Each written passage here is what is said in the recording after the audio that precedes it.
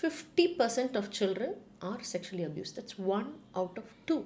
What the children don't understand is, first of all, when they upload something on the internet, it is being stored somewhere in some hard drive. Children and youngsters, especially teenagers, can be groomed either in person or in the online world by a stranger or by someone they know. And you don't want the information of your children, your photos, things like that, being there on the dark and deep web. Hi, I'm Tina. I'm the mother of a school-going child. First, let's see who's a child. Anybody who is under the age of 18 is defined as a child, a minor. On completing 18 years of age, he or she becomes an adult, a major.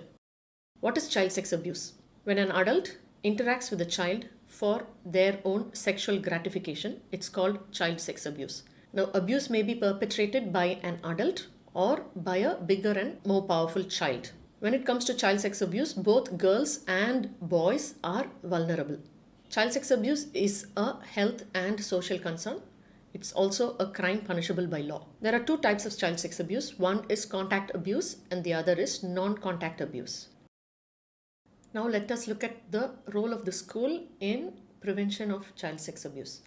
The National Commission for the Protection of Child Rights says that a complaints or grievance committee for child sex abuse has to be instituted in a school that the children are aware of and can easily approach. All teaching, non-teaching, contractual and other staff members should be sensitized about the CSA committee and about child safety laws. All teaching and non-teaching staff should be specifically trained to be alert to the signs and indicators of child sex abuse.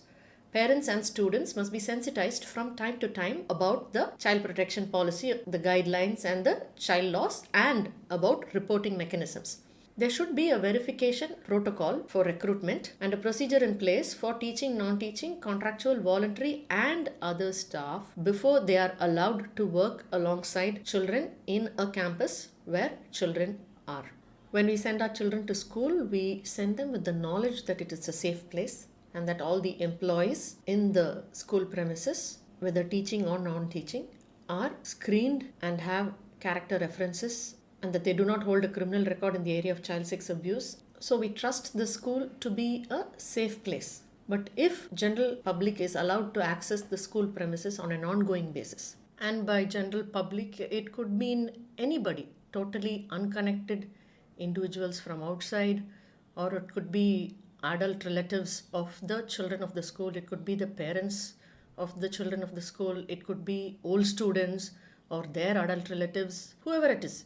If it's an adult that is not in any kind of employment with the school, teaching or non-teaching or contractual, then they are outsider adults, they are members of the general public. Now, if they have to access the school premises for a vocational training program or a project of some sort, which involves the access of the school premises by adults who cannot be checked or referenced, then the school is no longer a safe place and it becomes a grooming ground for potential child sex offenders and abusers. This is the difference between a shopping mall or a park, which is a public space where we have to be extra careful and monitor our children below a certain age. We don't send them alone, and beyond a certain age, we tell them how to be careful. But a school, on the other hand, is a place where children go to every single day. And we trust that the people who are there are safe and that there are safety mechanisms in place for the children to be safe. There is a possibility of sex offenders amongst such a crowd who have ongoing access to a school, and there is a possibility of them interacting with the students of the school, grooming the children, especially slightly older children and teenagers, and then sexually abusing them. I'm not saying that the abuse will happen necessarily in the school. It may or may not. But if the child has interactions that allow an exchange of phone numbers or a messaging ID or an app or a gaming app where they reveal their ID names or something like that, and then after that this individual is outside the school but is on the online space having access to a student of the school with the potential to sexually abuse them. All they need is to exchange phone numbers, and once a WhatsApp chat or something like that starts, then it's already out of hand and it has the potential to grow into sex abuse of some sort, either in the real world or on the online space, and has the potential to greatly damage a child's psychology and future.